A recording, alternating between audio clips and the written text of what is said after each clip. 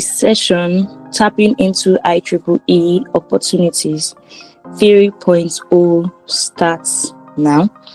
And the agenda for this session is how we can connect, create, unlocking IEEE's tech synergy. So we have different speakers waiting for us and who are already on this call, telling us and giving us other ways we can tap into IEEE opportunities. And I would like to acknowledge some of the speakers now. The first person I'd like to acknowledge is Temitope. Temitope, thank you so much. We are hoping to hear from you very, very soon.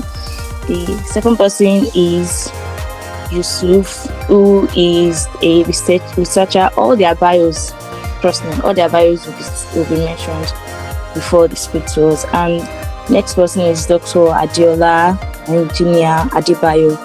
We are all excited to hear from you today.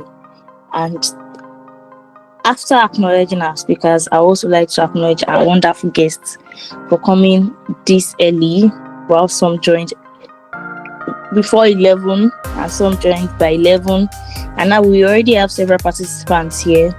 I would just like to acknowledge some of you guys like Mubarak, Michael, Kende, Inyola, Olamide, and Tuluwani, Treasure, Rema. Thank you so much for being on this call.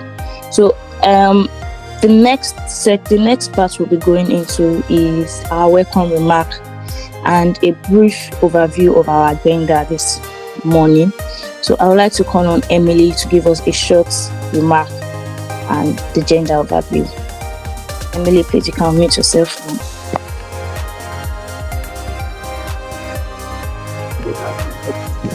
Hello everyone. Can you hear me?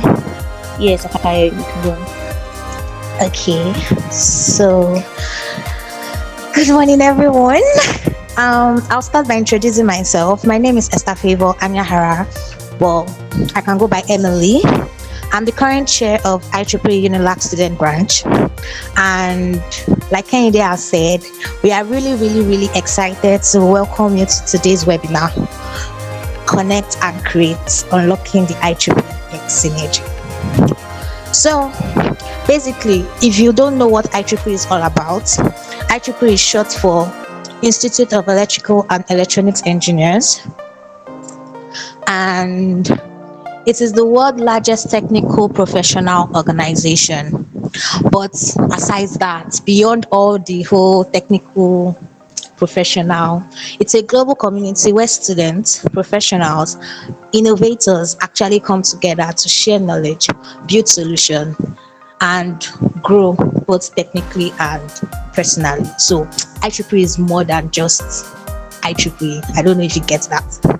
So bringing it down to UNILAG, because we said it's a global organization, but in UNILAG chapter, we are proud to be part of the global network with several active technical societies, which includes the IEEE Computer Society, the Industrial Application Society, IEEE'S, the Robotics and Automation Society, the Power and Energy Society, PES, and of course, our ladies aren't left behind. We have the Women in Engineering Society.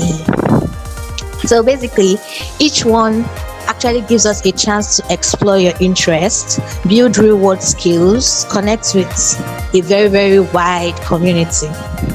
Today's event is about helping you tap into that energy. Whether it is through volunteering, whether it is through networking, learning a new skill, or simply connecting with like-minded people, IEEE UNILAG student body has something for you. So thank you all for showing up. I hope you leave here inspired and ready to explore the amazing opportunities that IEEE UNILAG has to offer. So please, let's enjoy the session, take down notes, and do well to ask questions when question and answer session comes in. Thank you. Thank you so much. Thank you so much, Emily. Even with the way you're speaking, I'm already like, oh, say I'll not change my course to electrical like this, because she already said almost everything about what IEEE is about. Before I had always had this thoughts that IEEE is about just electrical students connecting wires and everything. But it was later on I found out that IEEE moves on to different aspects. Is it energy? Is it robotics? Is it just mentioned? Is IEEE is there, and like Emily said, it's a global network. So if you are part of the UNAC chapter, it's as if you are just part of the chapter worldwide. So IEEE is everywhere. Each time you're thinking of an organization, the biggest organization, I want to really echo on the biggest. We're not just an organization, we are one of the biggest organizations you can ever think of when it comes to technical parts. IEEE is there. We even have a global networking, women in engineering and all. So yeah, this is the time for you to just pay attention to what speakers have on how you can join us, because once you are here, I don't know, it's indirectly it's even more than your certificate that you're collecting in life. But let's just move on. So thank you so much again, Emily, for that brief introduction, and let's move on to our first speaker. Our first speaker, who is it going to be? I already have the name here. So our first speaker is going to be talking about combining volunteering with academics. You remember when Emily was speaking, she said we can join IEEE by being a volunteer. And someone like me with a lot of volunteering skills, I can tell you that volunteering is one of the ways you can better yourself with no extra charge. You just need your commitment and your time. So our next speaker is going to be telling us how we can combine being a volunteer with academics, because honestly, being a volunteer is like having a part-time job and also studying together. So if you listen attentively to him, you get to know how you can have a touch of volunteering skills with academics, and how we can tap into IEEE opportunities. Please, I'm expecting your notes to be beside you with your pen. If you are not using your notes, you have a note app on your phone, please just take notes, because this will really, really help you. I'm also taking notes as well, because I really need this too. So our first speaker who will be talking on combining volunteering with academics will be Mr. Yusuf Adebanke. But before we start reacting that we are really excited to have him, I would like to say a bit of briefing on Mr. Yusuf. Mr. Yusuf is someone with vast academic and professional skills. He has a wild journey from being an innovator, a leadership person, and also combining resilience to everything he does. He is a researcher in electrical and computer engineering, Purdue University, USA. He focused on developing advanced flexible electronic systems for healthcare, robotics, engineering, and defense applications. He worked as a compact, low-powered wearable device. He also built other equipment using innovative materials fabrication technology. I've not finished yet. So his academic journey started in Anwa. I'm not sure if I pronounced that well. Anwa UL Islam Model College. Then he went on to Yabatech, then came back to the University of Lagos, the one and only university, to obtain his bachelor's degree. After that, he earned multiple awards, and ended up serving as the IEEE chapter president. So professionally, he has also contributed to automation and telecommunications through his role in Quadynamics Limited and Uwe Technology in Nigeria. He's proficient in embedded systems and programming with an experience in Raspberry Pi, ESP32, STL32, and many more. So let's welcome a global engineering committee who has gone through organizations like IEEE, IET, EDS, with vast knowledge in innovation. I'm really interested about how he did all this. Let's welcome Mr. Yusuf Adebanke. Thank you very much, sir. Hi, Kende. Hi, everyone. So Yusuf just texted me. He's having a bit of network issues, and he said in the next 3 minutes he'll be here. So basically, I know Yusuf personally, so I just want to use the 3 minutes to talk about Mr. Yusuf. Yeah, free. So I'm really sorry for the delay, but like he was the past IEEE chair, and I think that's the way I knew him. And one of the pioneers, he literally carried IEEE on his head. Like, you know, when they say volunteer this, volunteer that, he literally didn't have like much escorts. So basically, everything IEEE organization and all was handled like by him. Like, he took IEEE to a level that it is right now. He brought IEEE to that bridge where it is right now. So the person that's coming to talk to you is not a small person. It's not small at all. Anyway, so I don't know what's going on. I really don't know what's going on at his end. Apparently, he's not in Nigeria, so I really do not know what's going on. Kende, can you like do something the next one? Okay, Mr. Yusuf, thank you so much. He's here. All right, we've read your amazing biography. We went from this to that to this to that. So, we want to actually be like you in future.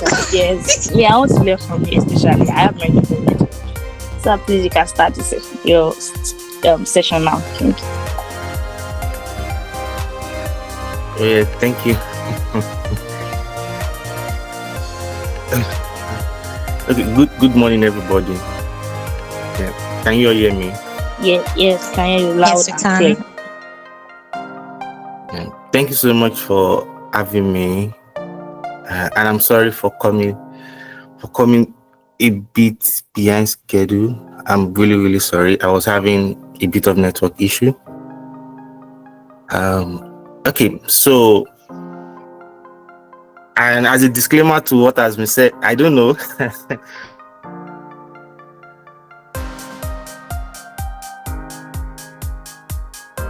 I'm actually a student like everyone. And of course, everyone is striving to be the best of their type. And yeah, so like, I would rather look at it from the past. I would rather look at it from the angle that everyone is parallel, or probably everyone is leveled. They do not have, I don't know, but I hope to have a more interactive section with everyone, and hopefully I should be able to communicate 1 or 2 points with regards to IEEE and possibly share some personal experience that I had and I'm still currently having. Okay, yeah, so let's start. I don't know if the topic has been said, because I really just want to make it interactive. There is no formal presentation here. It's just going to be like a more, okay, this, that, experience sharing, and some probably, if I'm probably going to fast back the whole journey 2 years, maybe 5 years back. What will I probably do differently, or what are some of the opportunities I feel could be included during the process, or probably what people could get into by exploring IEEE as a whole. So I don't know if the topic has been mentioned. So I will be discussing with everyone the intersection between volunteering and then academics, and how you could possibly harness opportunities within the IEEE folds. So judging by experience, so when I was in, like, I think my 400 level, was it 400 or 300 level, I'm not really sure, I had the opportunity to engage with IEEE. I think that was like my first encounter with IEEE. When I started the whole process, I got missing within this space, because IEEE is a very wide society and a wide body. I got missing because I really do not know where exactly to go, what exactly to do. There were a lot of societies. There were I couldn't even point, okay, this is what exactly I want to go for within the IEEE space. Under the control session, under electronic session, there are still thousands of subgroups, or probably hundreds of subgroups within a particular field in electrical. Then I started to question, what exactly do I need to do? So IEEE assisted me, or attaching me to a mentor using the IEEE Collaborate Tech. So that is one of the first maybe platform I would possibly recommend everyone getting into. If you are really interested in growing with IEEE, you want to check through IEEE Collaborate Tech. It's a platform that actually intersects students who are possibly wanting to have growth in their career, or probably wants to follow the path of some senior colleagues. So you want to connect with them, and of course listen to their advice and maybe one or two nuggets they could possibly share. So I did that. I got connected with a few folks. From there I started having some direction in terms of, okay, this is the process, this is what not to do, this is what to do. And in the grand scheme of things, I also got to understand the terrain within the IEEE, the whole website. So what are the salient stuff you volunteering will do for you in a nutshell? Number one, it's going to help you build some salient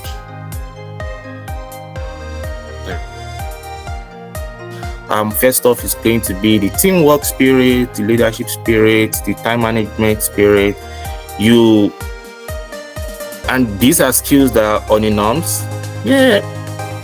Except you want to really go extra within your academic folks, that you get to practice all of this a lot. But in volunteering, you effortlessly practice them. It doesn't have to be like a rigid process of, you just have to follow the anything you want to get done in volunteering. You've got to manage your time, you've got to exhibit some leadership skill, and you've also got to work with a team, and a whole lot of salient skill that you may possibly not be able to point into. So volunteering within the field of academics, or probably beyond, helps you to build all of those salient skills or those soft skills. And the second point I will also mention is that it enhances your academic learning in the real life setting. I know I'll probably assume that there are a couple of discipline on this call, and of course IEEE accommodate different discipline. IEEE apart from electrical and computer engineering or electrical electronics engineering, IEEE also covers the field of physics, the field of computer science, the field of mathematics and the likes. So IEEE in a nutshell, when you volunteer, not really use IEEE as a case study, but in the grand scheme of things on volunteering, it enhances your knowledge in the real life setting. There could be some things you've learned within your class, and you volunteering may probably push you to practice them or to do them. So you want to build those skills. Additionally, volunteering helps you to build your resume, and you know, most times some of what we may consider after university may be getting a job, going for grad school, applying for scholarships. Typically, when you volunteer, it helps you to build it helps you to build your resume, or probably it gives you some sort of leverage, or some sort of, it enhances your look, it enhances your profile. Now, let me give you a very good case study. If now people graduate with first class, even almost, it's not the way it used to be, that you graduating with a first class is an hassle. It's still an hassle. I acknowledge that, but compared to the number, so there are a lot of people graduating with a very good CGPA, with a very good grade. But the question is, what will probably make you a different breed or a different applicant to what you're applying for? It could be a function of how well have you volunteered, how well have you played in different leadership role, how well have you, like, in a basic term, it's just how have you engaged outside the fold of your academics. That may be what will probably that may be an additional content to your profile. So you really want to be. Hello, is that for me? No, you can continue, so we can hear you. Okay, so you want to also get set for that time when you want to apply for jobs, grad school, scholarships. Leadership role really play it really contributes a lot in your application. I was fortunate to be part of some of because within my group in grad school, my advisor may want to recruit students. So I may be fortunate to be. Sometimes I'm fortunate to be part of those that review the process, those that check. Okay, this is that. Is it going to be a good fit for the group? Technically, having some leadership role really helps a lot in grad school, because in grad school you will be interfaced with some undergrad, which means you've got to lead them, you've got to guide them, and then you've also got to help them in sourcing for their direction. You also want to coordinate your personal affairs in grad school. You also want to interface with your advisor seamlessly. You also want to understand what is the department all about. Look at their forefronts. So if you don't really have those salient skills, then there is every chance or every possibility for someone to experience some sort of lapses in some of those areas. So you really want to maybe assist yourself in volunteering. So now let me now use IEEE as a major factor or amplifying some of the benefits that IEEE could give you even as a student, and I will also try to relate it with some of the benefits I'm having, some of my engagement with IEEE at the moment, and how it has really helped a lot. First off, IEEE, like being part of the whole body, assist you in having access to journals, having access to resources that ordinarily you may have to pay, maybe tens of dollars, hundreds of dollars to get them, and also assist you in having access to competitions. Like I rightly said, there are several groups within the IEEE fold. You just want to pick the one you are really interested in, and when you check deeply, I'm pretty sure they'll have one or two competitions that you may want to get into.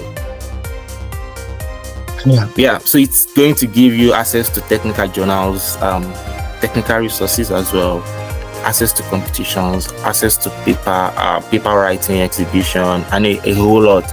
So you want to explore the website.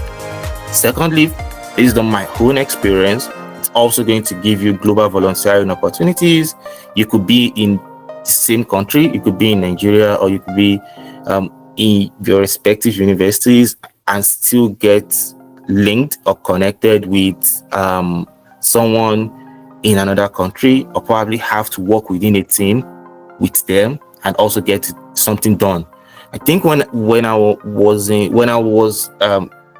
serving my tenure as the IEEE chair, I had the opportunity of engaging in such in a way that I got connected with other students in other countries, and we had to work together as a team and get something done. It is not just about getting something done, it is about increasing your network cycle. So it really helps a lot when I was going to apply for grad school and several.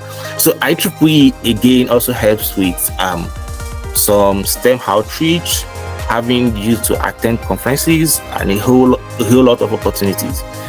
The third point I'll possibly mention within that will possibly amplify the benefit of IEEE would be it helps you to increase your network cycle, both with academic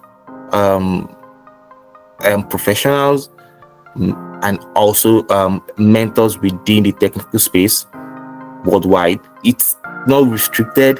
It is just how far or how well can you explore the whole space. So now, you as a student, what would probably be my nugget in this case? So first off, start by joining your IEEE student branch, like your local branch. Pretty sure in Nigeria, not every institution has IEEE. Not every institution has IEEE, but I do believe you may possibly not want to restrict us if your school doesn't have. But I'm pretty sure in Lagos. But if your school doesn't have, then you want to connect with other schools in participating, or maybe advocating for the establishment of IEEE within your field, within your school. So you want to join the local, like the student branch, volunteer locally, and start small. You don't have to get into the whole space really like boom.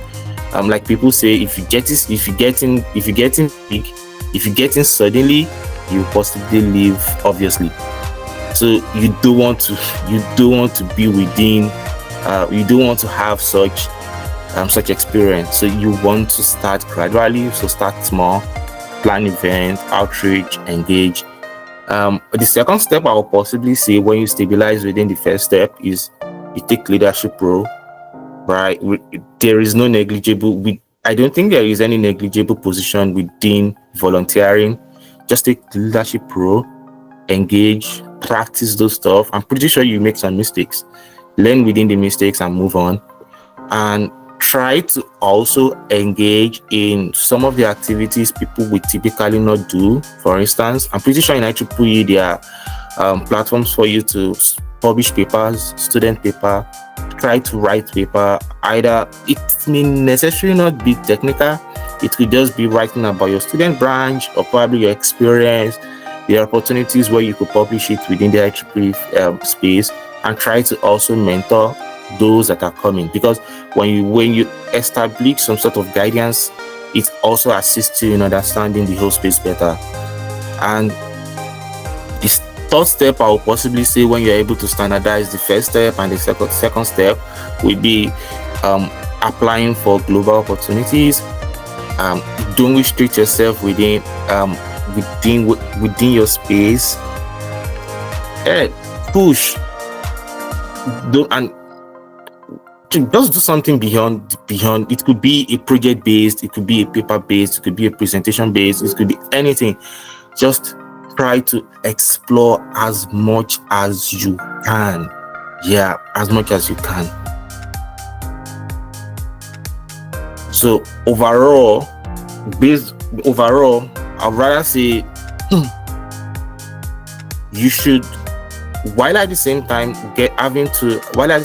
thinking that this will help you positively in some of your endeavors or in some of your future endeavors, you also want to learn it just for some of those skills to be part of you, or you just want to be involved for some of those skills to be part of you, and whatever comes after may be like the positive extraction from the whole process. So generally, do not limit your capacity. Try to explore as much as you can, and also seek for help. I know one of the things students struggle with, even me, is I can do this, I want to do this, but there is a quote that says, when you ride on the shoulder of, I will use a layman, I'll probably not define it the way it was defined. I'll use the one we could possibly understand with. When you ride on the shoulder of a professional, right, it allows you to get to your promised land quickly. Now, the promised land in this case could be a career base, could be anything you want to. When you ride on their shoulder, because riding on their shoulder may assist you in shaping some of the mistakes they've done. And then, of course, if the person is successful within the space, it means you are equal, like equivalent, 3 equals to, like 3 horizontal line, equivalent to being successful. So you want to carefully tread the path and, of course, ask questions when necessary. Yeah, so those would be my contribution within my thought in brief with regards to the topic I was giving. I don't know if there will be questions. I'll be really glad to answer. Thank you so much for listening. Thank you so much. Where are my reactions? I'm not seeing my reactions. Thank you so much for the wonderful section. Thank you so much for your vast knowledge. Your session was really, really informative and inspiring. Thank you so much for sharing everything about how we can join volunteering to academics and how IEEE has a lot more to offer. I was really marveled by how you said that we should seek for mentors, because although we are scholars, I won't say that for myself, but although we are in school to get the best grades, getting for mentors, searching for mentors will really take us far. And the last adage you said about when you ride on the shoulder of a professional, it allows you to reach the promised land quickly. It's really touched somewhere, because I've always thought that you just need to pray. Even though you are praying, you need somebody that knows the way. Follow no roads, so you will quickly get to the roads. So thank you so much for the session. And if you have questions, like you said, please take those questions down. I have my personal questions I also want to ask, but we will take all those questions during our question and answer session. Thank you so much, Mr. Yusuf. I really enjoyed your session. It was really inspiring and educative. Thank you, sir. Thank you for having me. Thank you. You're welcome. So the next speaker will be going to, I know you guys you must have been excited about what to ask. Don't worry, we are here. It's still going to be here to the end of the call. So we are still going to take those questions and more things that you would like to say. So let's move on to the next part, our next speaker. Our next speaker is also someone with a very vast volunteering and connection skills, because like Mr. Yusuf said, IEEE will make you global. Although we are local, IEEE can be your ticket to Japan, honestly. So let's see what our next speaker has for us. Our next speaker is a final year student from Electrical Electronics Engineering at the University of Lagos. He is well known. I'm very sure some of you will have known about him. As I'm even saying, you guys should already start giving guesses of who this person is, because there's nobody that will be in IEEE Unilag and not know this person. So he is recognized for his dedication to educational equity, sustainability, and he is a 2023 Nigerian Higher Education Foundation Scholar. In 2023, he was honored by the University of Lagos Engineering Society as the Sophomore of the Year, and in 2024, he represented Nigeria in a global state-winning competition on IEEE Region 8 Climate Challenge competition. You can see what engineer Yusuf was saying. Go for competitions. He represented it in global stage in Italy and the IEEE IEEE'S Design Contest Africa Award. He's also a founder. He's already making his money now. He's a founder. So he's a founder of S Zone. He also champions the SDG goals, the SDG 4-7-13, promoting education, clean energy, climate action. He is currently he is currently our IEEE Vice President. So our CIS Unilag Vice President. I think we have CIS students here. Wait, CIS students, please can you tell me who I'm talking about? Is your current CIS president? Wisdom, do you have? Eh? Thank you so much.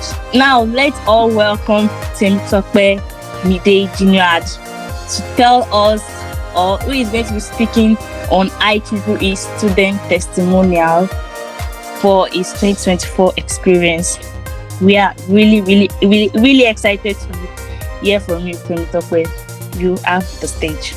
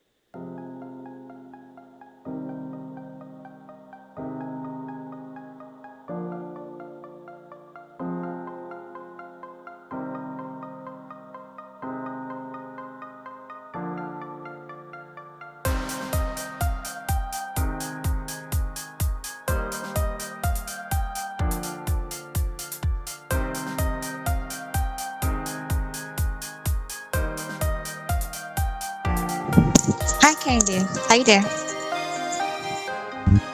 Yeah, sir. Yeah, I'm here.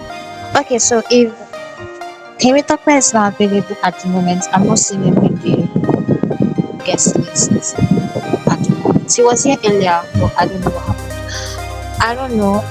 Dr. Balogun, are you available?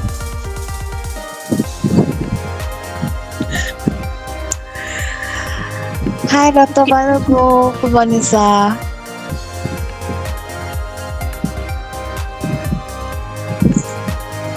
Okay. Can you hear me? Yeah, we can hear you. Can you hear me? Yes, sir. Yes, sir. we can hear you. Okay, that's fine. So good morning. Okay, Good sir, morning, please just give us like 2 minutes. Let us do your bio. Yeah, we'll just move on to the next speaker. Thank you, Emily. Thank you, sir. All right. So we are really sorry for that interruption. I'm very sure Temitope will join the call later. Maybe he has issue with his network too. So we'll move on to the next speaker. So after our speaker, and if Temitope is on the call, we'll just have him to talk immediately. So our next speaker, like Emily already, I think Emily already. I wanted to like give drum rolls for this, but Emily already spilled the beans. So we are welcoming Dr. Adiola Balogun. He's going to be speaking on why should you tap into IEEE opportunities. Why should we? There are lots of organizations, but why is IEEE special? So, who is Dr. Adiola Balogun? Dr. Adiola Balogun is a distinguished academic and researcher in electrical and electronics engineering. He is currently serving as a faculty member at the University of Lagos. He leads as the Director General of High Voltage Technology Center, a public-private partnership advancing power system innovation housed within the University of Lagos campus. While I was reading his bio, what really caught my attention is that he really, with everything I've read, is really interested with renewable energy and how we can utilize and optimize energy, because almost everything I was reading from his bio, energy, which shows that IEEE has a balance. Apart from robotics, apart from IoT, if you have interest in energy, please take your time to listen to Dr. Adiola Balogun. His research has spanned through the development of advanced power electronics converter. He has done multi-phase inverters. He has done modulation strategies, and his most recent work was focused on grid synchronization. Remember that most times when our grid usually for national grid don't collapse, he is working on that, on how we can advance our grid system. And between 2008 to 2009, he served as a researcher scholar in the Center of Energy System Research. And down to this point, he has done over 23 publications in IEEE, a community reviewer of the main IEEE journals, and a proud member of IEEE industry applications. So if you are looking to advance into the energy space or competing in energy space competitions, anything about energy that you have a glimpse of in, please let's welcome Dr. Adeola Balogun. We are really excited to hear from you, sir. The floor is yours, sir. Thank you for bringing me, and I hope at the end of our discussion you will have had one or two that you can take home with. So I will be presenting a slide. I think I need to be permitted to share my slide or something. I'm just. No, we can see. Yeah, we can see your screen, sir. You can. Okay. Okay. That's fine. But do you see me scrolling it now? Yes, sir. It's on. Okay. Why should we tap into it? So have been told to speak on this topic. So I tried putting a few slides together so that at least I can show some insight based on the little experience I have so far. Because there are people older than me in the organization. You know, those who train me, they are still there. So I regard myself as a young chap. So good morning, everyone. Well, let me start by introducing IEEE. We all know what IEEE stands for: Institute of Electrical and Electronics Engineers, actually. And because it says it's for electrical and electronics engineer, doesn't mean that other people from other fields don't participate in activities for IEEE. It is an American public charity professional organization which was established several years back. Initially, it used to be American Institute for Electrical Engineers. Then there's another institute for radio engineers or so. So both of them merged and became IEEE, I think in the 1960s. So this happens to be the world's largest technical professional organization. Based on the last check in 2023, it has over 460,000 members in 190 countries. And more than 66% of these registered members are not from within the United States. They have their headquarters in New York, but their operations center is actually in New Jersey. And they have 39 technical societies. So you've mentioned in this, at least the last speaker, and I know he's mentioned a number of these societies. So we have Society for Industrial Applications, Power Electronics, Power and Energy. Those three are the ones I'm in. I'm a member of. But there are you have computer control and what have you. So why should students tap into IEEE opportunities? Now, the benefits are enormous. because it will give you access to valuable resources. You network with people you can just get sitting in your corner. Then you gain expertise, you gain some skill sets. And of course, it will advance your career. So there are a whole lot of benefits which I've itemized here. And I'll go through one of them step by step. The first one is IEEE gives you access to cutting-edge knowledge. What do I mean by that? IEEE,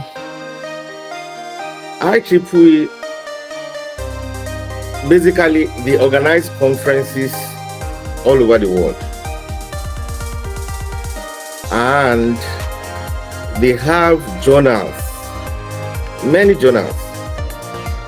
Most of them are called IEEE transactions. And this is the topmost journal in electrical and electronics engineering. Not too many people publish in IEEE journals because it's a very challenging, journal to. I don't want to use the word challenging. It's a very thorough journal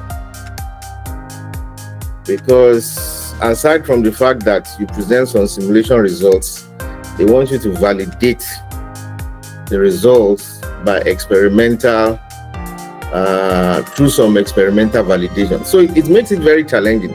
For example, those of us in Africa, in Nigeria specifically, find it difficult to put papers in those transactions.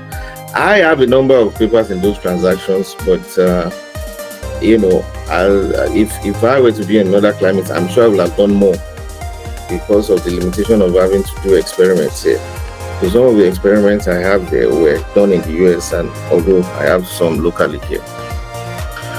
So the journals and the conference proceedings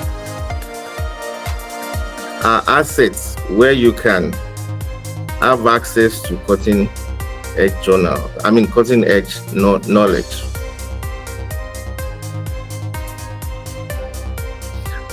Well, let me share an experience if it will motivate anyone here.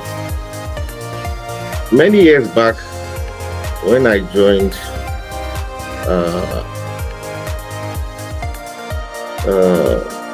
when I was trying to get a PhD, I had difficulty getting the kind of supervision locally. So I remember I flew in the company of then Dr. Okafo, now Professor Okafo, and late Professor Olunloyo. I'm not sure if you guys know late Professor Olunloyo. He's retired from the faculty several years back. He used to be the dean, and he was the founding professor in systems engineering. So we went to South Africa, Cape Town specifically, and also Dr. Adeton, anyway, Engineer Adeton was in, so. And in my mind, that was going to be the first international conference that I attended. But at the back of my mind, I knew Professor Okafo went to an IEEE conference in that same South Africa. And it was in that conference he got invitation to go to Germany for his post-doctoral position. So at the back of my mind, I was just in the aircraft, just saying, praying to God that, Lord, Dr. Okafo here is Professor Okafo now. He went to South Africa, and this was what he came back with. This same South Africa, specifically this same Cape Town. Me too, I'm going now. I don't want to come back empty-handed. He went to present in IEEE and from there to Germany. So I slept off in the aircraft, and we go to Johannesburg, then later to Cape Town. When we got to Cape Town, the conference I was going to wasn't an IEEE conference. It was sponsored by the National Science Foundation of the US. A professor in Howard University organized the conference. But the moment we got to the conference venue, I met a professor from Tennessee Tech. So they heard that we had difficulty, with our flights and all. So the professor approached myself and Dr. Adetono, then Engineer Adetono, So he then was asking us, so what are you guys doing? Anyway, let me just relay my own experience with him. So when it came to my turn, he said, so what are you doing? I then told him, sir, I'm trying to work on DFIG. He said, what did you say? I said, I'm trying to work on doubly fed induction generator. So what do you know about DFIG? Then I explained what I knew. And eventually, he asked me who would I work with for masters and all. So, in summary, at the end of it all, the next thing he told me was, so will you be willing to come and join me in the US? And yes, the rest is now history. The next year, I was on a plane to join the professor in the US. So what am I getting at? You see, one thing led to the other. Without me attending that conference, I couldn't have had that same opportunity. So conferences generally are platforms where you meet people from diverse backgrounds, from different countries, people of different training, those in the industry, those from the universities, those from research institutes. You meet them in IEEE conferences. The first conference I ever attended was actually in 2009, and that was in Miami, Florida. And ever since, I've made up my mind not to ever stop presenting in conferences. Even till last year, we had a presentation in the US, though I didn't go, but my a co-author of mine on that paper presented our work. Now, there are a number of advantages to that. You get what is called global visibility. Global visibility. If you make attempt to have such presentations, you get the kind of visibility which you cannot get sitting, in your corner at the University of Lagos. So it's a means of reaching out, networking with, those above you, those within your peers, and some might even be, you might be senior to some. Who knows? So it's really a platform where you get the cutting edge knowledge. When I say cutting edge knowledge, it's really cutting edge. Because like I said at the beginning, the kind of publications you present in IEEE conferences and transactions are not just any kind of presentation. They must be cutting edge because they would have been reviewed by several reviewers for you to be accepted to have such presentation or such publication. And you have access to, the titles of these publications, the authors, the abstracts in this online facility called the IEEE Explore. That's the digital library platform.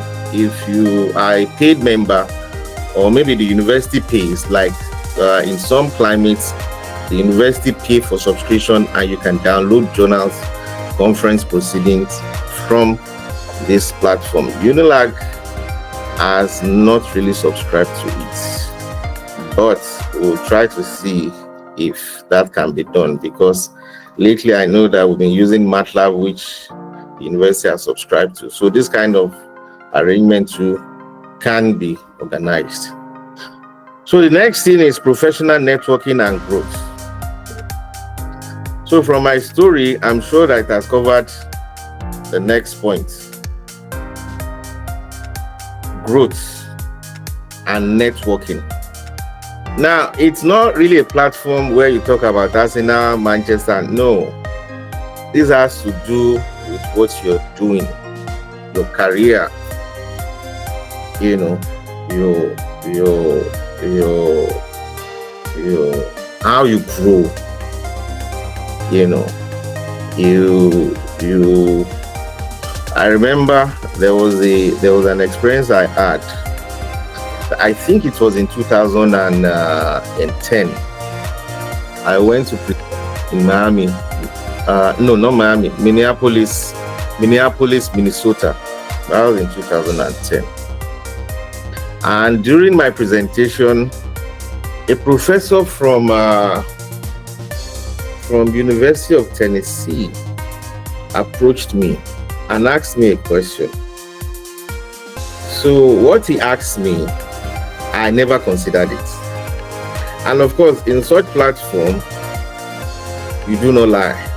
So I told him straight up, I did not consider it. So the next thing he told me was that when you get back, make sure you consider that, aspect. So what did I do? When I came back from the conference, I looked into it. And amazingly, it led to another paper, which was presented the next year in Austria. So you can see, he used his experience to bring out what I did not even see. So those are kind of some of the experiences you get when you participate in IEEE conferences and engagement. Before I forget, it's not only journals and conference proceedings that IEEE,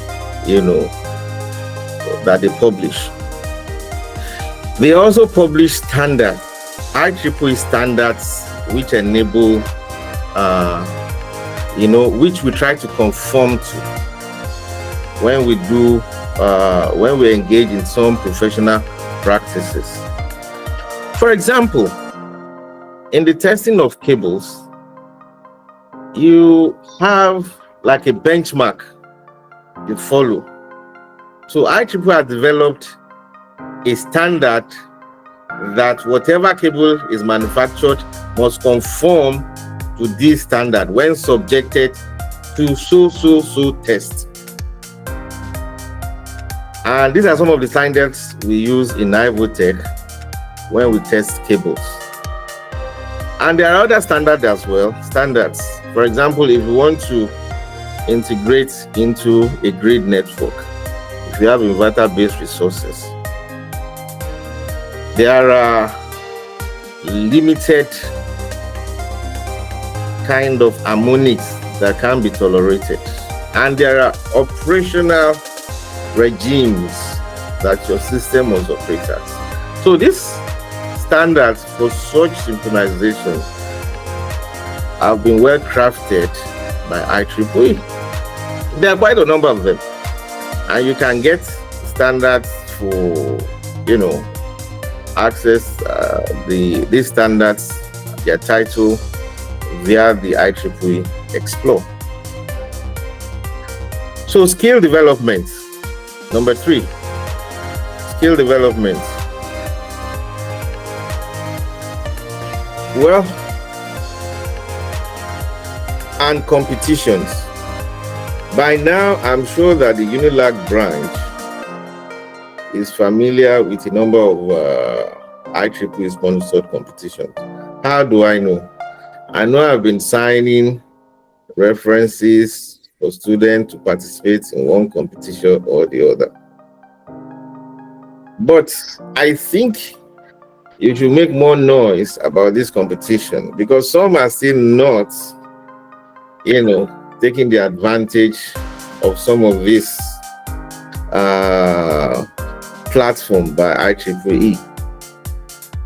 IEEE is a very, very, very interesting body to be a member of. It is a body which I always appreciate all the time. I cannot regret joining IEEE. Before I joined IEEE, I was a member of IEE, which was in the UK. IEE transitioned to IET. So that was, I think I joined IEE in maybe year 2000, while I started my master's or so, I've forgotten. But then the moment I started having an encounter I started engaging myself with IEEE, I never looked back. In fact, that's limited my participation in IEE. Now I'm even more of IEEE. I'm not really active in IET any longer. IEE before the transition to IET. Because the kind of resources you get, the kind of information you get, those of us in the universities, what enables the university to promote us is our contribution to research. So some of this research works, you need to find some means to achieve your objectives. They may not be available to you locally, and you can't just go anywhere because there are so many resources out there. The question is, which one is genuine?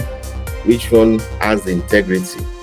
For me as a person, if I need to benchmark anything I do, it has to be via IEEE papers, what people have done in IEEE.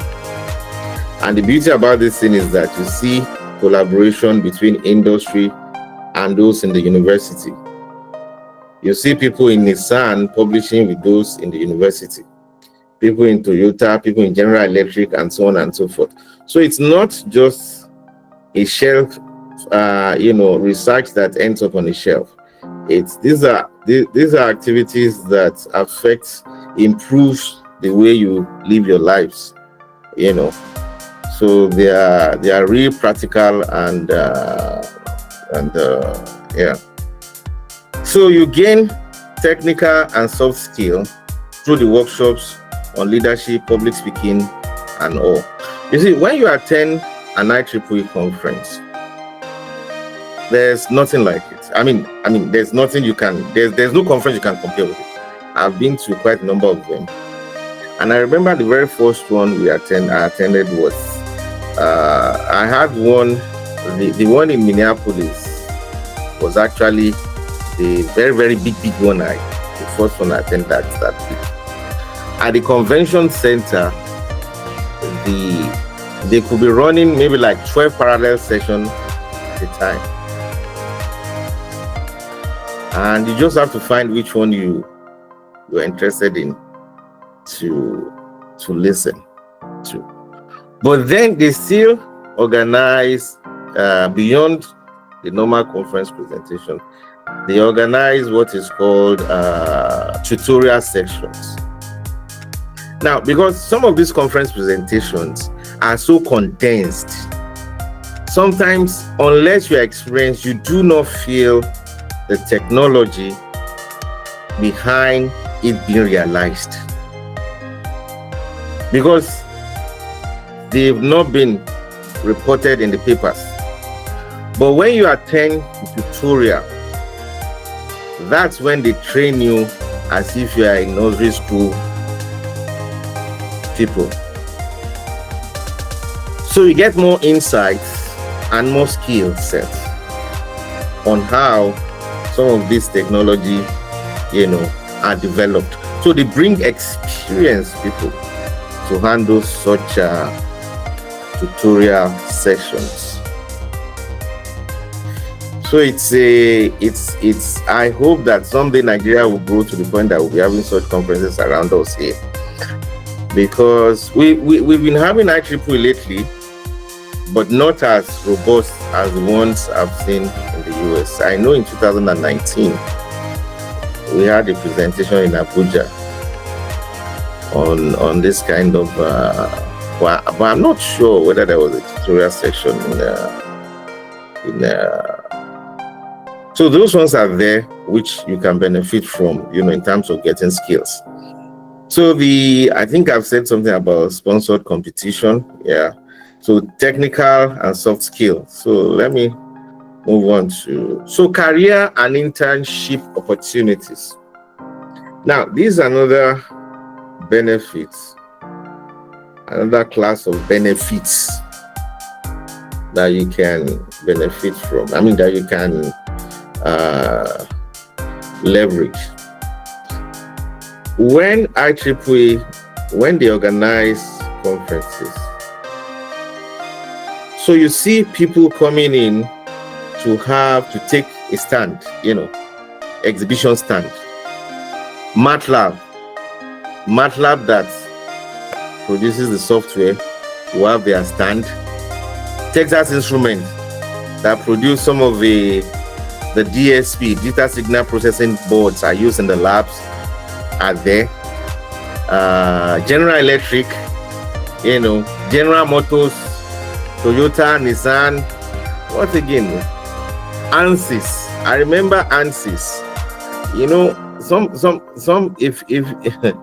if you're presenting results in ANSYS and maybe your university or your organization or anybody among the authors using the ANSYS software is not registered with them, they normally take legal action against them. That was just I remember an incident way back. But the reason I'm actually mentioning this organization is that their presence are there. So what aside from exhibiting what they do, they are also looking for ways to recruit students. So it's more like a job, what do we call it now? I've forgotten the word to use. So that's where many students get contact for internship, or maybe they're about finishing their undergrad or graduate school, to get links, to get interviewed and all. And also mentorship also. Their mentorship from the senior members, in the organization.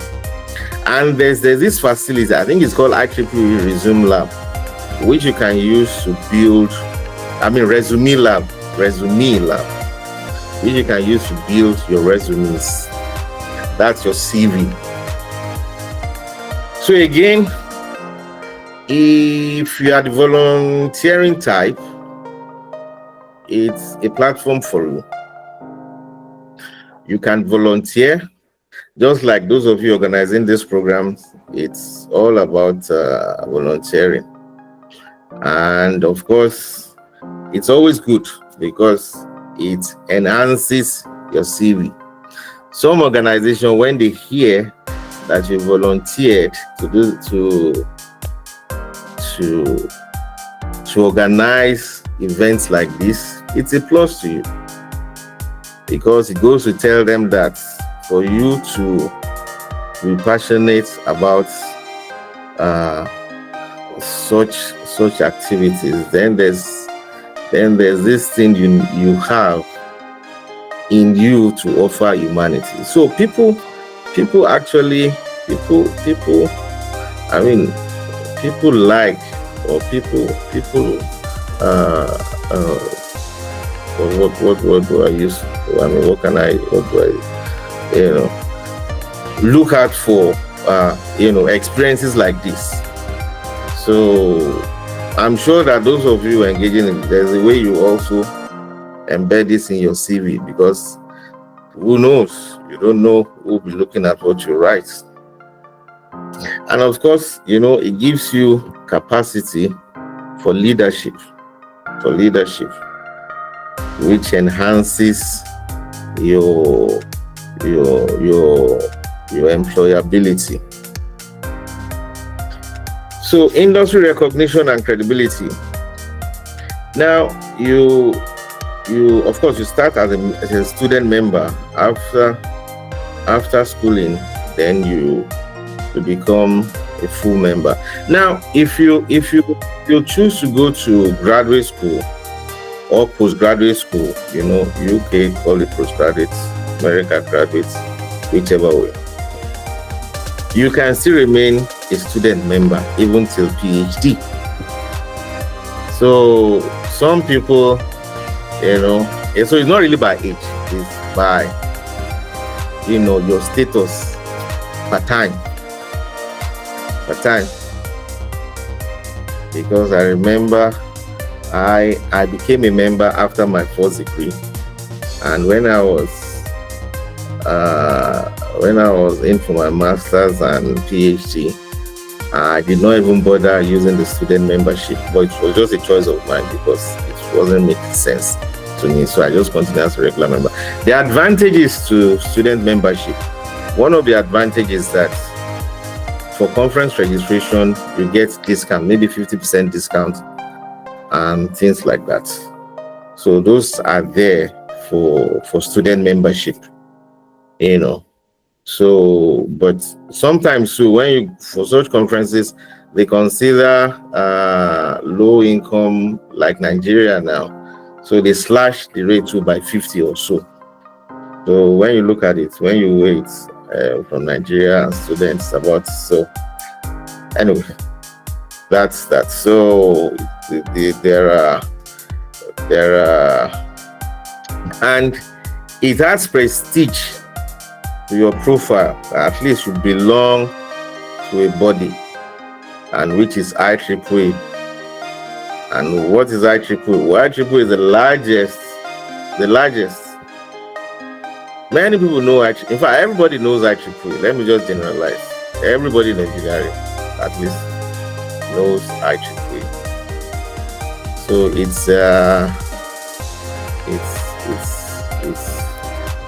it's add that prestige to your profile. So for those of you who have not joined, I think consider joining. So I'm about rounding off. I think the only thing left now is the contribution to global innovation. So some of these research activities are innovative, which we present. So there's novelty in no matter how little. Once there's novelty, you are given the platform to present, and that's basically innovation. So you get to see presentation of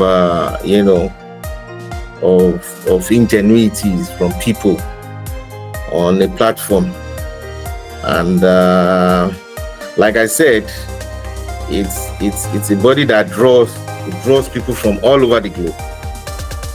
And you keep learning, you don't stop, because technology never stops. So you have to you just have to keep in touch. Even if you can't attend the conference, get the proceedings. Like last year I could not attend, but at least I have the proceedings, so I saw what direction research is going, and I don't have to say that I'm in Nigeria, is what I'm. No, we are part of the global community, so whatever we do, we should be global in our perspective. And so it's a good body for you to keep up with. And so the last slide now is how do you get started? I mean, how to get started. So you might join as a student, and if you are finished, you can still join as a member. Then you proceed up the ladder, senior membership, fellow, life member, and so on and so forth.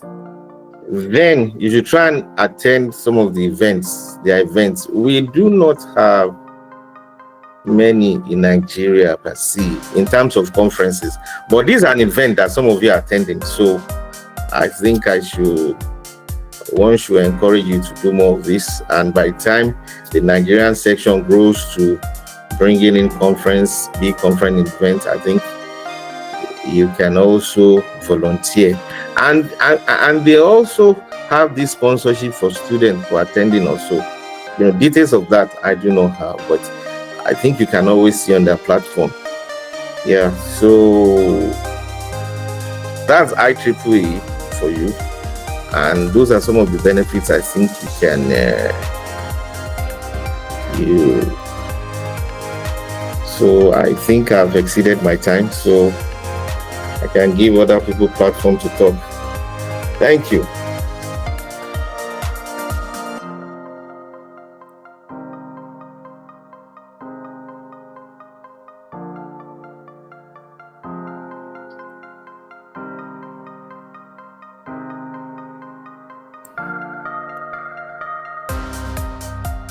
So where's the moderator?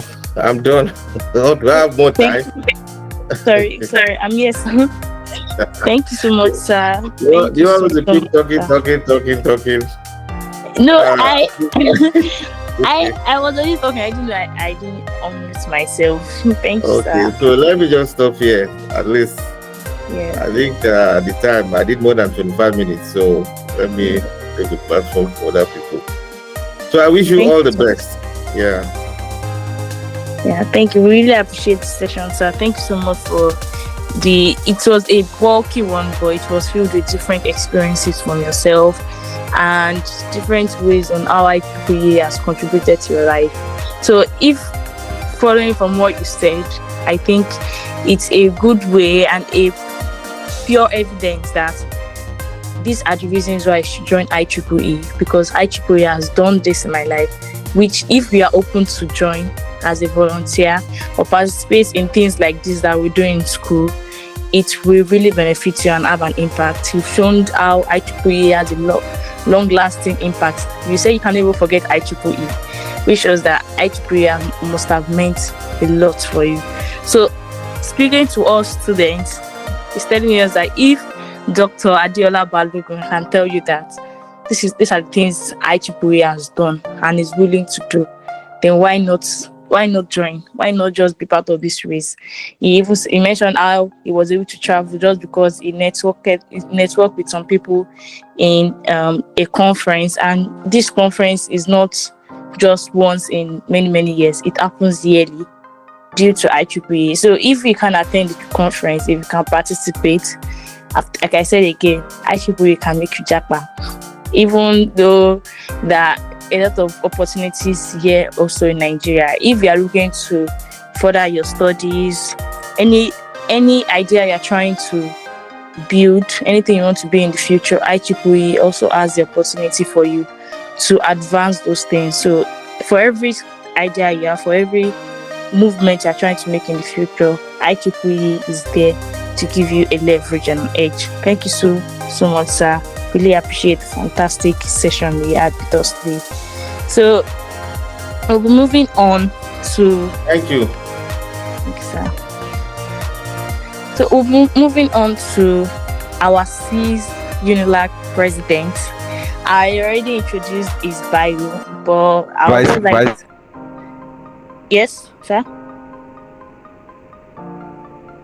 Okay. So I already introduced him earlier. I would just like to do it again because we need to give honor to who honor is due to. So Temitope, we all know as our SEAS president, and if you are not in UNILAG, Temitope is Vice President. Okay, sorry, Vice President. Sorry. So, like you said, Temitope is the current Vice President of SEAS. If you are not in UNILAG, he is our current Vice Chair for SEAS UNILAG. and is a strong advocate for SDG 4713, promoting education, clean energy, climate action. He has represented Nigeria in a global stage, winning IEEE Region 8 Climate Challenge competition in Italy. He has also done different contests, like the design contest in IEEE IAS Africa Award. He is also the 2024 NHEF Scholar, that's Nigerian Higher Education Foundation Scholar. He is a recognized person in the faculty for his dedication to educational equity, sustainability, and community impact. Before, we gave a rising applaud for Temitope, because we all know how wonderful he is in MCs and everywhere. So can we all give also another round of applause for Temitope before he has the stage? Please don't let us be tired with our applause. Let us continue to give reactions for Temitope. So now I would like to welcome Temitope Mide to the stage. You have the floor, Temitope.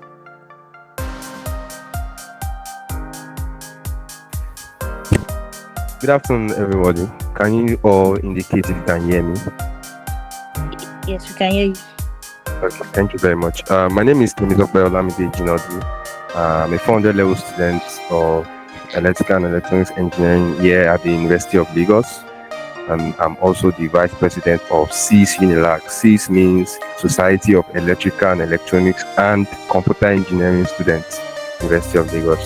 So, in short, I'm the Vice President of my department. So, it's an honor to be here. It's an honor to be part of this wonderful program. And funny enough, this program is in its third edition, and I'm glad to say that in the first and the second edition, I was part of the organizing team. I can remember in the second edition, I even assisted in bringing speakers to this event, and now today I'm a speaker. So, thank God. So far I've been enjoying everything that has been going on. I really enjoyed Dr. Balogun's presentation. That was very, very fantastic. And I also enjoyed Yusuf's presentation also, like what he said. I enjoyed it. Yusuf is like a mentor to me because he literally helped in bringing up IEEE in University of Lagos. So yeah, that's that. So briefly before I move on, because I also have another meeting, let me just talk about my experience at the IEEE IHTC.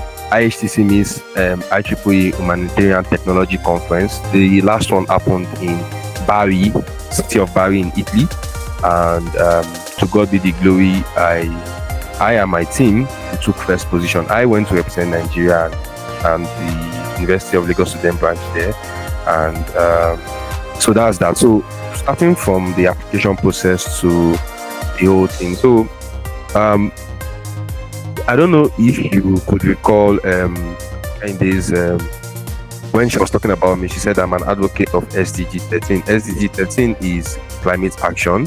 So I've always developed interest in climate technology and things related to climate. SDG 13 is climate. So all these things that require us to like plant trees, ensure that the ozone layer is well protected, reduce carbon emission and all of that. Like I'm interested in those things. So I've been like improving my knowledge, and then the opportunity came. I think I saw the opportunity on LinkedIn. Yeah, it was on LinkedIn. I saw the opportunity. The opportunity came, and then before then, I've been an IEEE member and I participated in other competitions in IoT, that's Internet of Things. So like the IEEE IEEE'S, Industry Application Society. So before this international one came. So in the first stage, we were meant to submit an abstract. So the abstract is just telling them what the project is about, and the whole problem was to design a system, a disaster resilience communication system that can that does not end on cellular network, and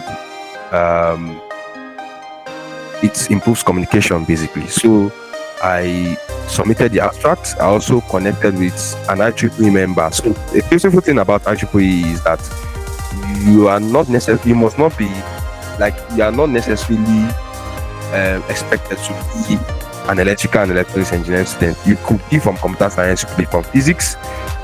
Everybody is open to IEEE. IEEE is like open to everybody. So it's not like strictly for electrical guys, no.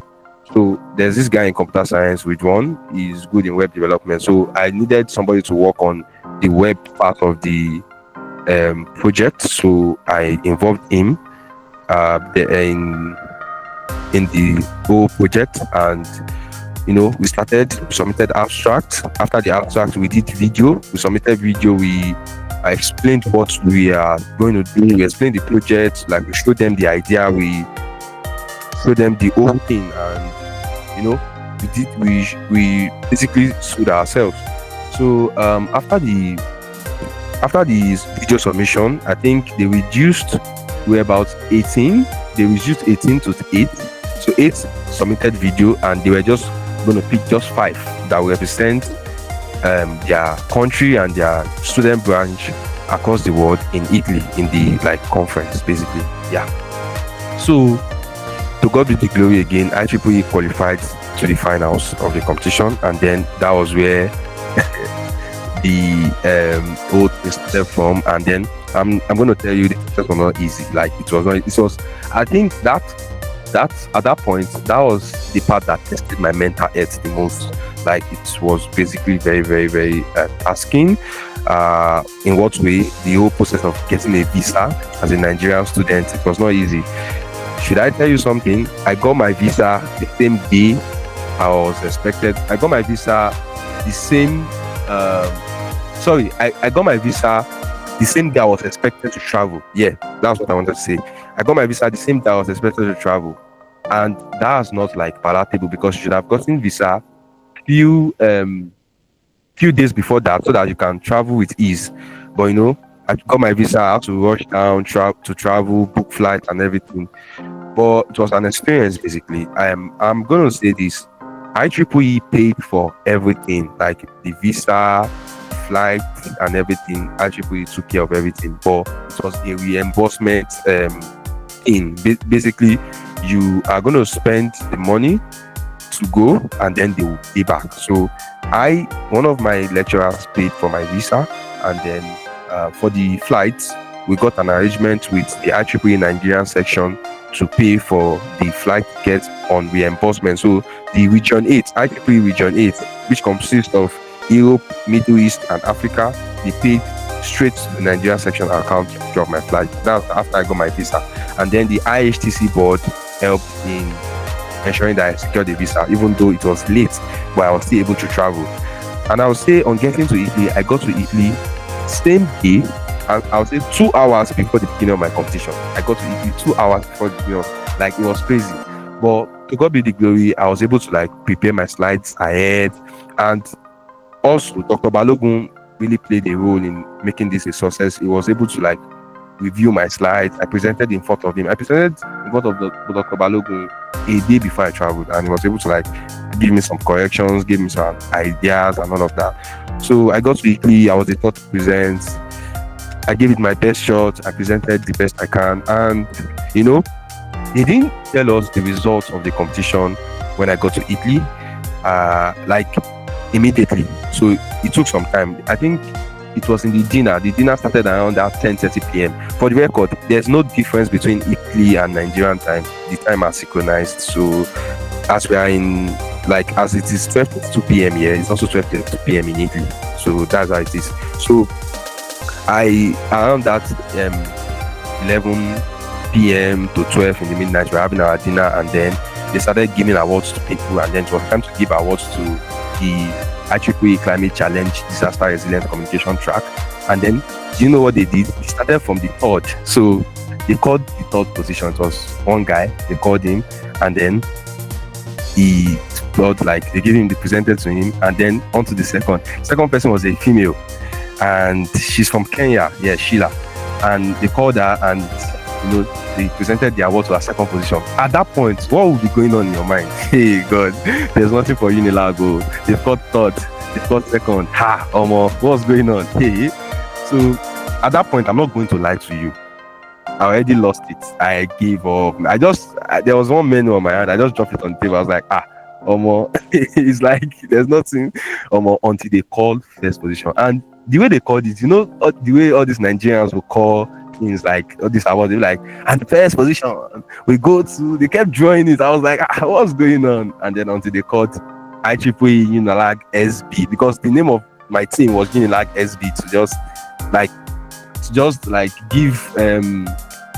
to pay homage back to my SB. Yeah. So we were able to Unilag SB won, consisting of Jean Team Tokolamide, and we won. So it was a very enriching experience.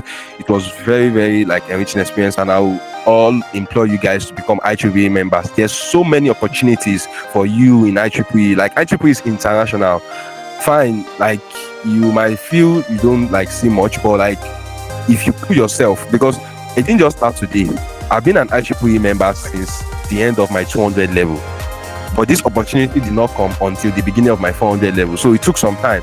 So I need to apply myself. I need to check, volunteer. And I was a member of IEEE before now. I used to be the past chair of the IEEE Computer Society last year. Yeah, so it took some time, but the whole thing is keep showing up, keep volunteering, keep applying yourself, ensure that you are doing what you're supposed to do at every point in time, and the sky might even be your starting point. So that was my experience, and that was how we won, to my shock and everything, and there was a lot of paper presentation, a lot of opportunities. I got to meet students from other countries doing great things, students from South Africa, from Morocco, from Chile, from Italy, made a lot of friends, people that we are still even talking to now.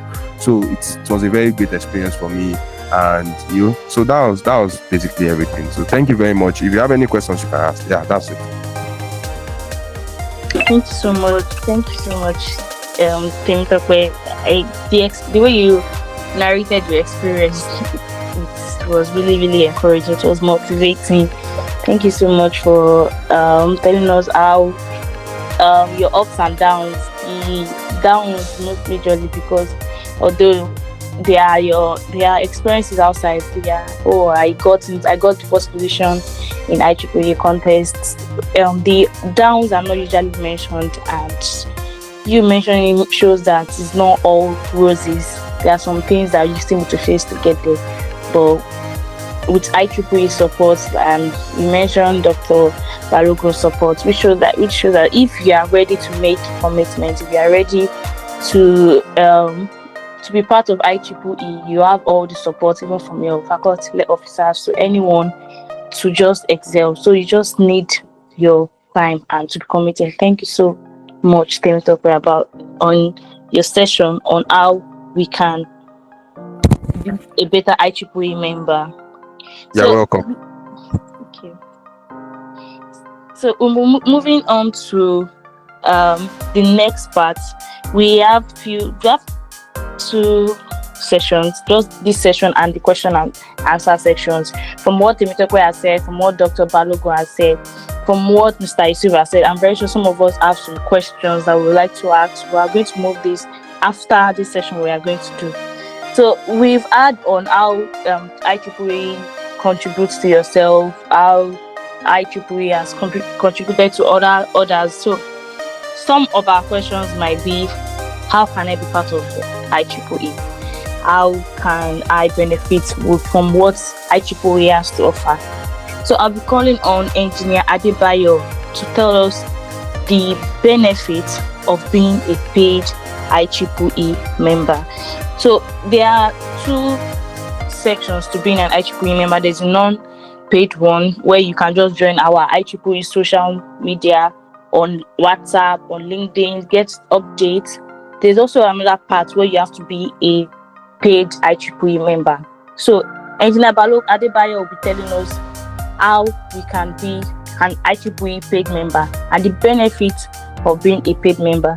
So Engineer Adebayo, please, are you on this call? Yes, I am, but my voice is hoarse. I hope you can manage with this voice. Yes, sir. We'll manage it, sir. Thank you, sir. Thank you. Good afternoon, everyone. I'm glad to be here. I really enjoyed the previous speakers, including Mide and Dr. Balogun. I don't know what more there is to add because they seem to have covered everything. I am Engineer Adebayo Olubobokun. I've been a paid IEEE member since 1998 when I was a student at the University of Ibadan. It was the outgoing immediate past chair, Wale Fosho Adebayo, who used to go around there convincing people to join as students. And he keeps saying that I joined before him because he hadn't paid for his when I paid for mine. I just paid them to get him off my back. But later I realized the benefits because I was always sounding more ahead of my classmates, more in tune with industry. I was receiving Spectrum magazine and one other magazine, and I used to devour the articles. I used to even request back copies and read up. I think I would like to say IEEE membership is not just about being affiliated to one big organization. You heard when Dr. Balogun said that there are 260,000 members spread across many countries, and about 60% of those members are not even in the US, and scattered across India, Africa, China, Europe. I think IEEE membership is more about unlocking resources, networks, and opportunities that can significantly enhance your career and professional development, starting from when you're a student. You saw the examples Dr. Balogun gave of how many times he has attended several conferences in Miami, Minneapolis, and how some senior members push you, some people even younger than you push you to explore more frontiers. These are the very tangible benefits of being an IEEE paid member.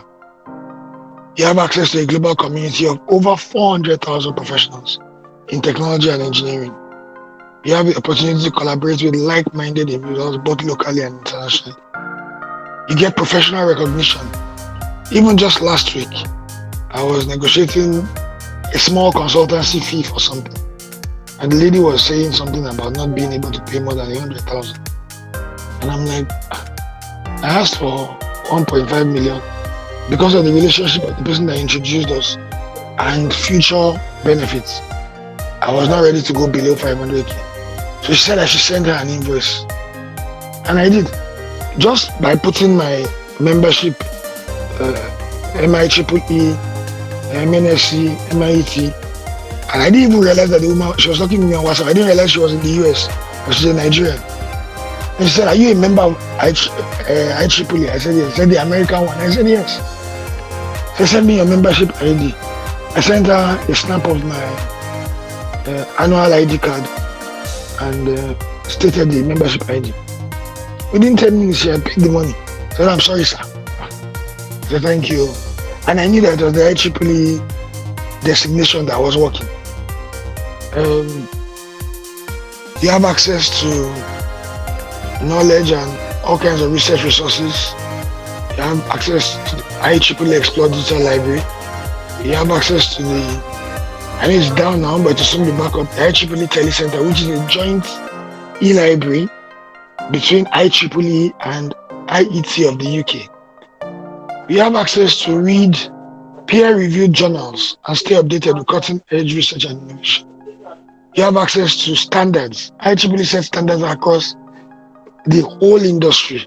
I said, everything from wires and cables to antennas and propagation to ICs, every form of electronics and electrical stuff. IEEE sets global standards. So you have access to knowing what those standards are in the respective subfield and aligning with that. Standards actually in engineering are very central to how the technology landscape unfolds. As a member, you can access these standards directly.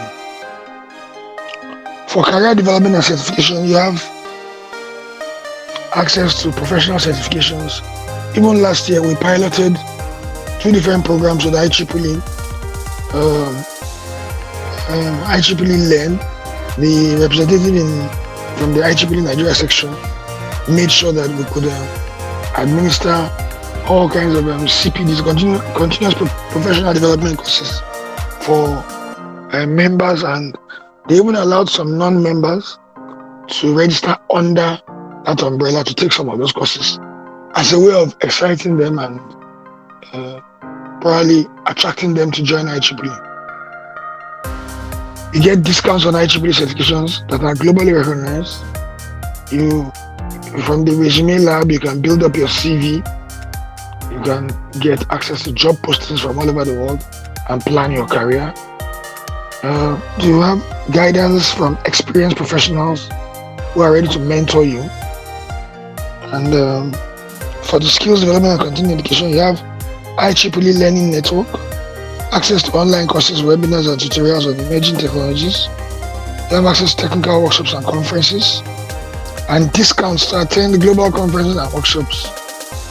Then for community and professional networking, you have access to over 29 IEEE societies and chapters. You can join any of these specialized groups that align with your technical interests. I, for example, am a member of 3 societies: Industry Application Society, Technology and Engineering Management Society, and Antenna and Propagation Society. I would like to join more, but I've just joined those 3 for now. You have access to local and global events. You can engage your local IEEE community and participate in international events. You get a lot of discounts and special offers from all kinds of technology partners. You can save on fees for major IEEE conferences. You can pay reduced fees when you want to publish in IEEE journals, which is a good way of advancing your career, especially if you're an academic or have plans to eventually go into academia.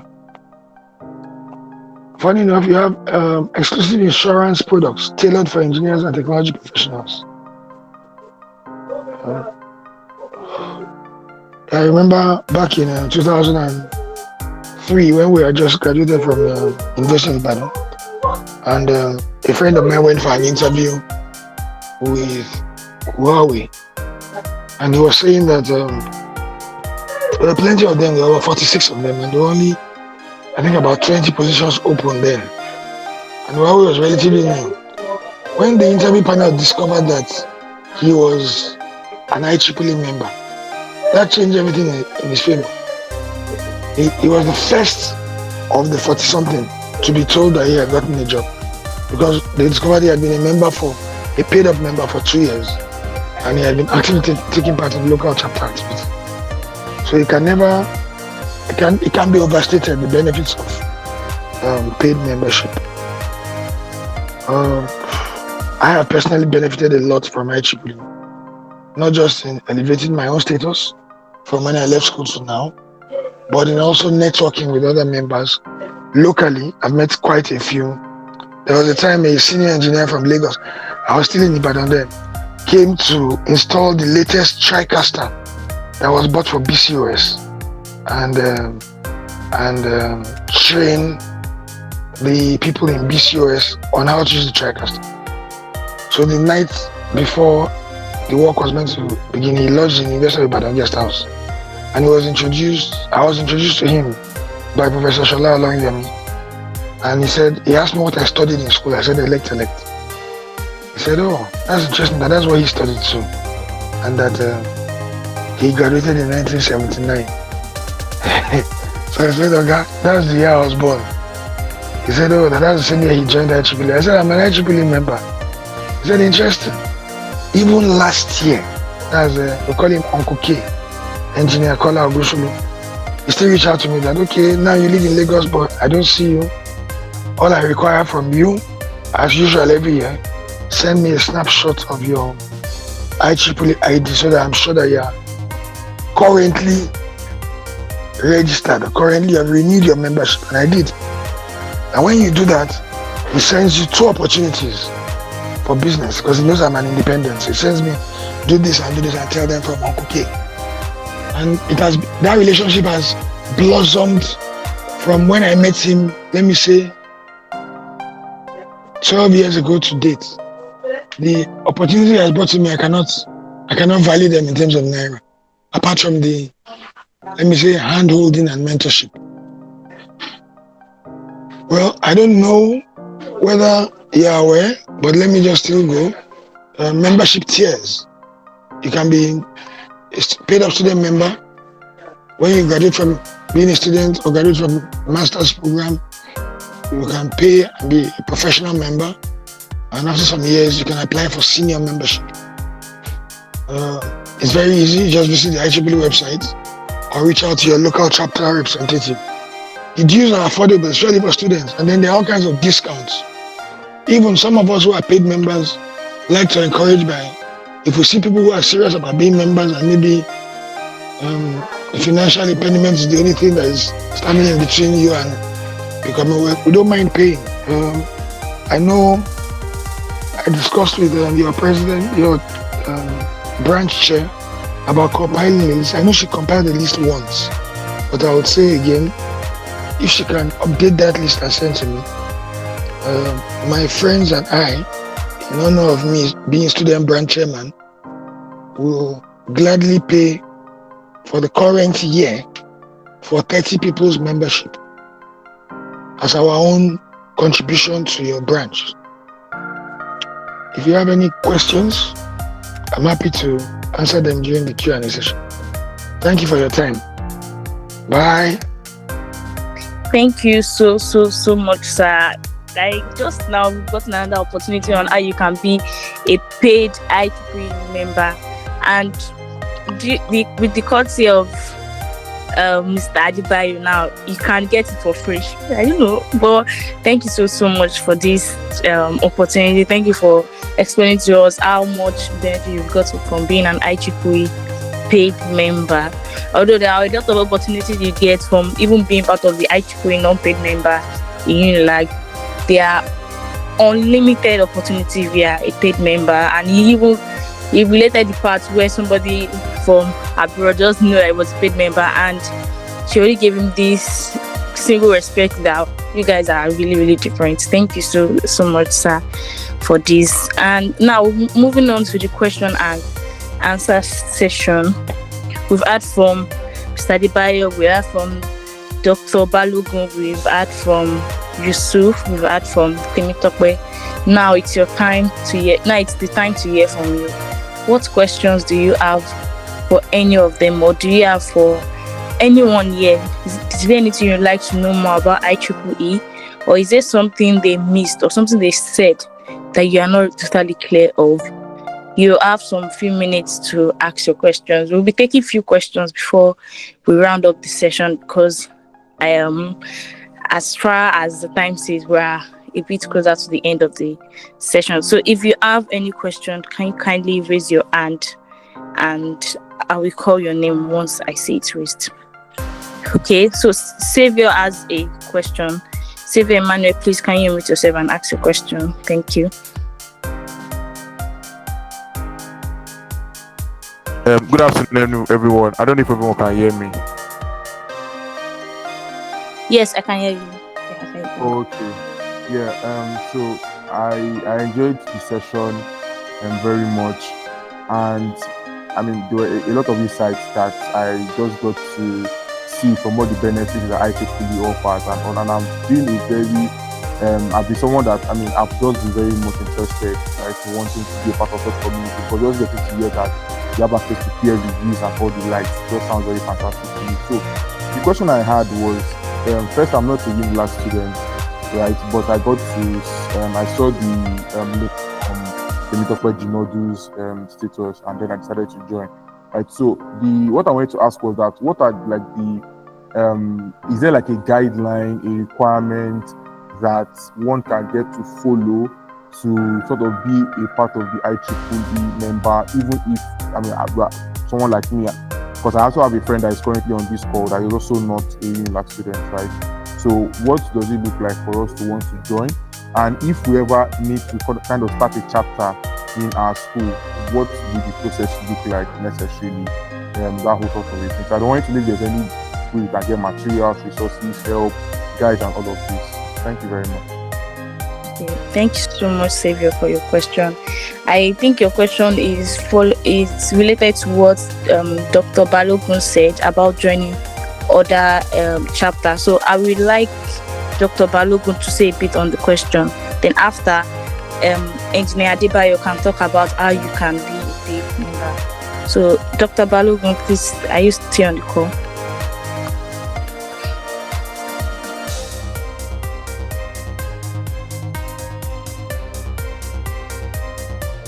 Hello. Yes, yeah, we can hear you, sir. Sir, do you get this question? Sorry, please. What's the question again? I was heavily disturbed. What's the question, please? Okay, Xavier, please, if you don't mind, can you retake the question, please? Okay, so very briefly, I said I was very much interested. I've been very much interested in the IEEE, getting to know that they are like peer research reviews that can go access to materials that you can get, right? So I am not a student of Unilag, and I also have a friend that is also on this call that is also not a student of Unilag, right? We saw the link for this meeting via Temitope Jinodu status, right? So I have is, for those of us who are not in Unilag, how do we get to join the IEEE society? And also, if we want to start one in our school, what does the process look like? Are there resources, guides, materials that we can get to look at, and then that can help guide us to start a chapter in our school also? I mean, I think that was the question. That was the question, essentially. Yeah, okay. To starting this.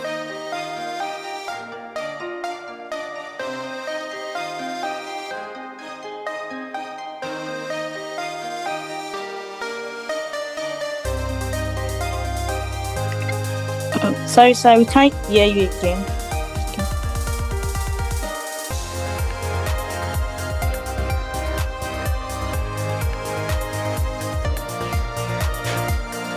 Hello, sir. Are you still on the call?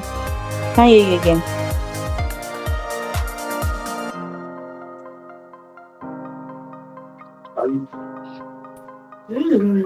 Sorry, my internet. I don't know what happened, but I hope you can hear me now. Yes, we can hear you loud and clear. So regarding starting it in your institution, what I'm saying is that you get in touch with the organizers. Temitope, give you a clue of how to go about that, the student section, for your university. So because in my time, it's a different ball game. So I'm sure the steps will have been updated and things like that. So that's why I don't want to say anything contrary to what the current status is. So the present set for the Unilag Society, Esther Favo and me, Dr. Jinodu, I'm sure they will be able to do justice to that. And in terms of accessing the resources, those resources, like I said in my presentation, you have to they are not really free. Most universities subscribe to them. Unilag is not subscribed to it, but there are ways you can get some of those resources. Even if you pay your membership fees will not give you a general access to all of those research papers. It can only cover what the one being sponsored by your society, the society that you're a member of. So one thing I do, if I want papers, maybe because some of the resources can be in any society, I tell my people, my contacts overseas, students who have worked under me, maybe they're running PhD programs in some universities, I tell them to, send if, it's outside the scope of what my society. And again, some of them are free. One thing you need to understand is if you go to Google Scholar, some of them, the publishers made it open source. So those ones you can download the PDF of those papers. If you open Google Scholar is another fantastic platform where you can access some of these papers. So if you see the paper IEEE in Google Scholar, if it shows icon PDF by the side, click on that icon, the file will download. If it's not showing, then that means it's not being paid for the open access. I think if you want to make your paper open access, you pay about $2,500 to do that. So what other question do you? I feel I've been able to touch every area. Okay. You know, if you want to be a couple, and if like you know, if after your first degree, you can actually be a full member. You don't have to. Yeah, of course, you are out of school, so you're a full member.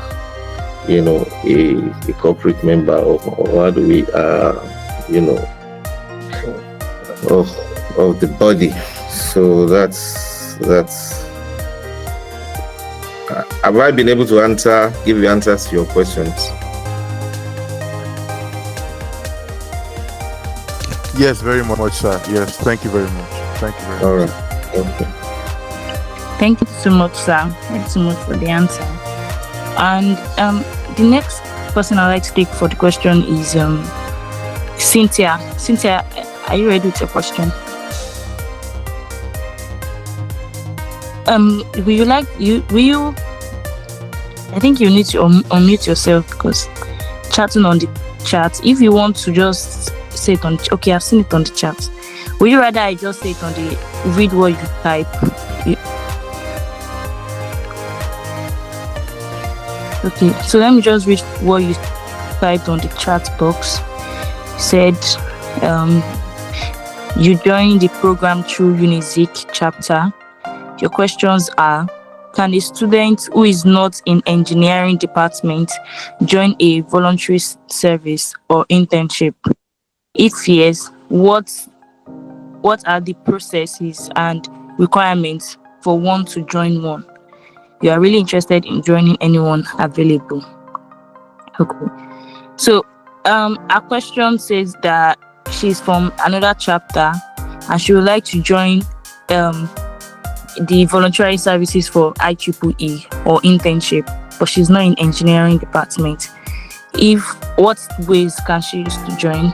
I'd like to call on Yusuf. Yusuf, can you answer that question?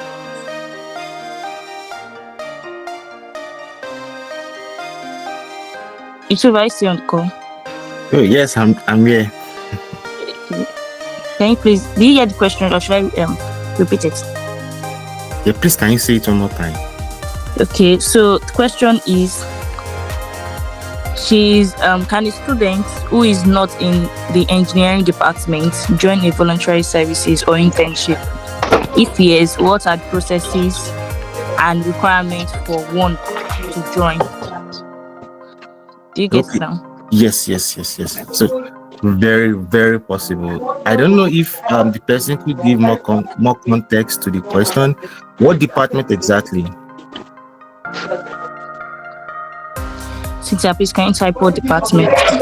But let me answer on a general scale. Dr. Balogun, Engineer Debayo, and every other speaker has rightly mentioned that IEEE is not just for electrical computer engineering student or electrical and electronics engineering student. It's for computer science and education. Of course, very, very possible.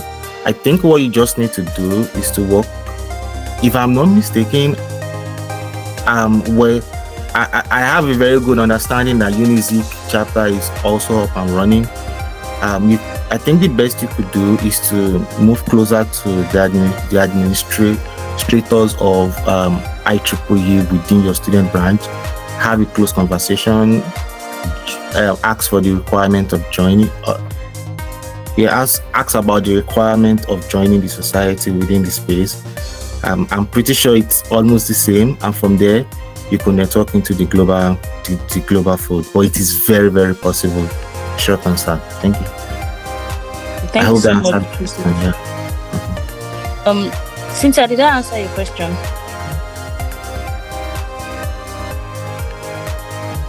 Can you react or maybe just type if you answered your question? Okay. Thank you so much, Cynthia, for your question. Thank you so much. Thank you so much, Yusuf, for answering the question. And okay, Engineer Adebayo already answered the question on the chat that said, is there a minimum CGPA you must have before you become an IEEE member? Which is no CGPA. You just need your interest and your commitment there. Then I'll take the last question for today from Ebube.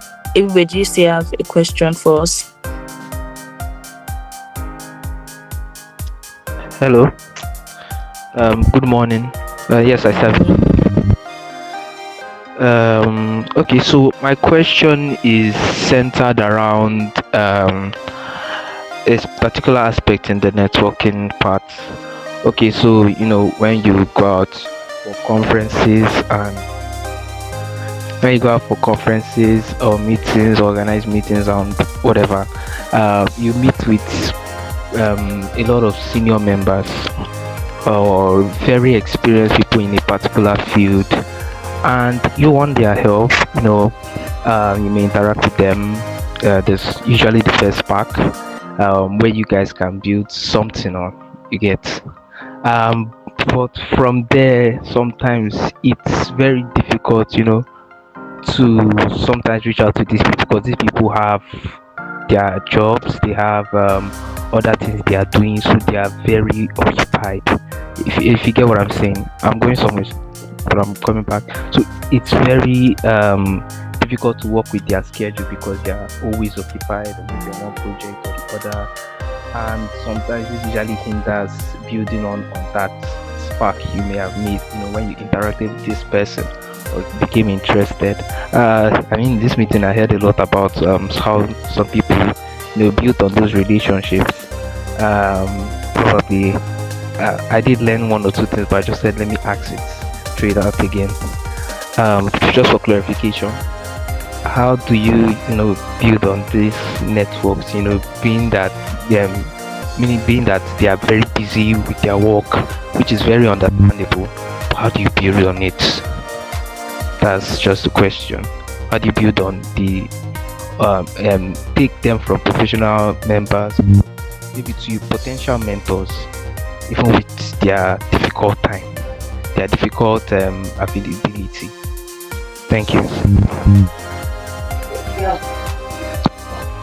Okay, thank you. Thanks so much, Ebube, for your question. So, Engineer Adebayo, please, can you answer the question? Would you like to answer the question? Please, can you repeat the question? I am not sure I get the question. Okay, so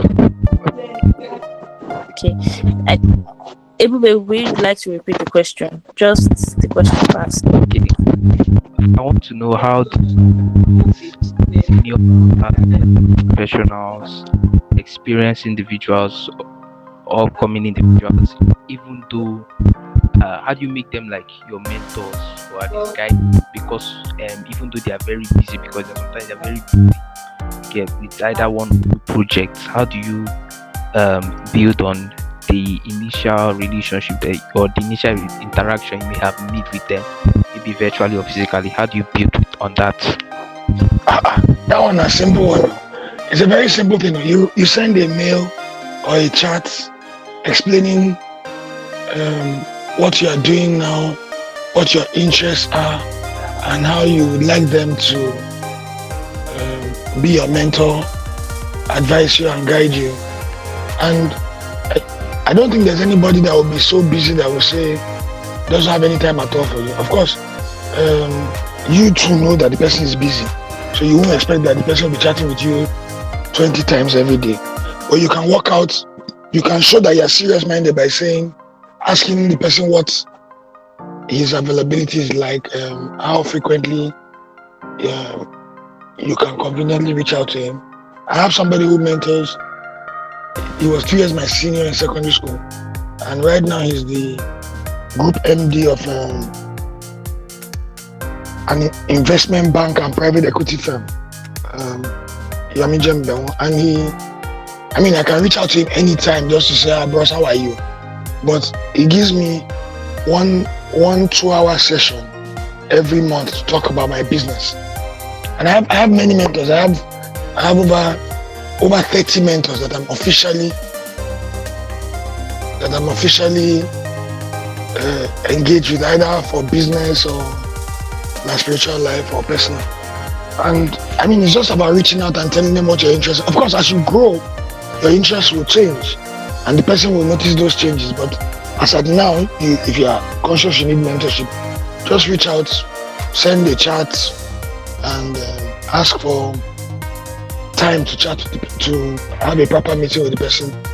Let the person give you maybe 30 minutes of his time. You can ask specifically for that and try and make sure that you stay within that time that you have asked for. It's not hard. It's not rocket science. Even if it is that not what we're training for? Building rockets. Thank you so much, sir. Did that answer your question, Ipvi? Yeah, okay. And I would just like to add a bit about what he said. It's true that our mentors, people were really looking out to have a lot on their table. They have a lot to cater for. But when they see that you are really serious about what you want to do, the only thing it takes from us to just reach out to them.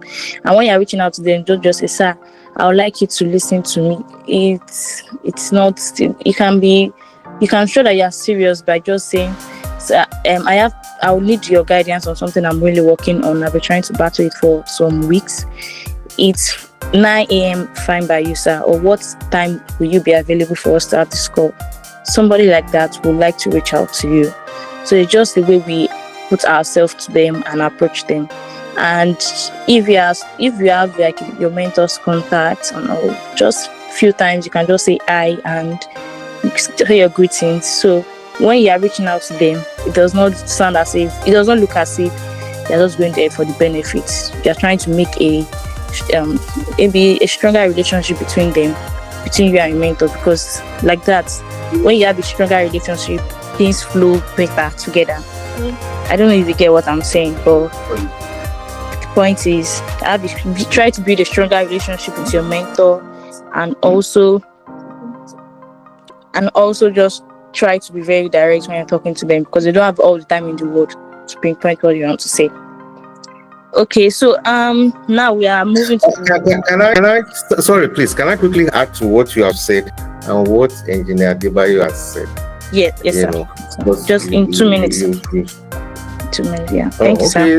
It's even in 1 minute, because once you see some of these people, like you said, they are busy, but is that when these senior members who come for the gatherings like that, some of them come with the purpose of looking for people to work with.